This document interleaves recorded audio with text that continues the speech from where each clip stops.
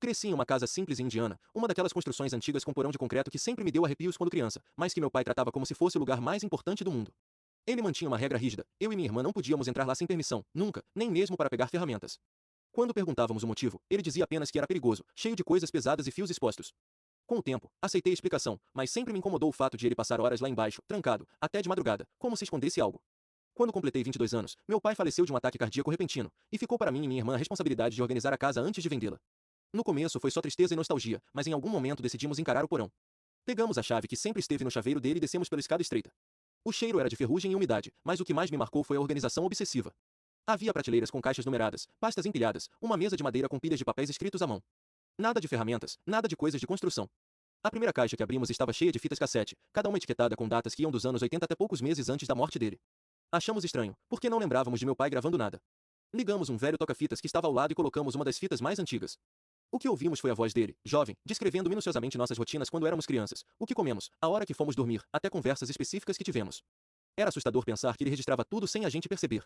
Colocamos outra fita, desta vez de 2003, e ouvimos eu e minha irmã brigando por causa de um brinquedo, e a voz dele narrando calmamente, como se fosse um pesquisador observando animais.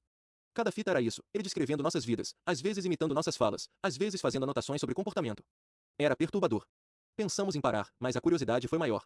Em uma das fitas mais recentes, datada de 2 semanas antes da morte dele, ouvimos sua respiração pesada e então algo que nos fez gelar: eles não podem descobrir que não são meus filhos de verdade. Preciso manter o controle, preciso observar. Um dia talvez eu conte, mas não agora. Não agora. Pausamos a fita e ficamos em silêncio absoluto. Não sabíamos se era um delírio, uma metáfora, ou se tinha algum fundo de verdade. Corremos para as pastas da mesa e encontramos documentos, recortes de jornal, até certificados de nascimento com datas estranhas.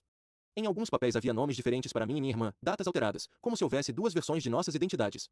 Não sabíamos o que acreditar. Tentamos falar com minha mãe, mas ela sempre evitava tocar no assunto, dizendo que meu pai tinha suas manias.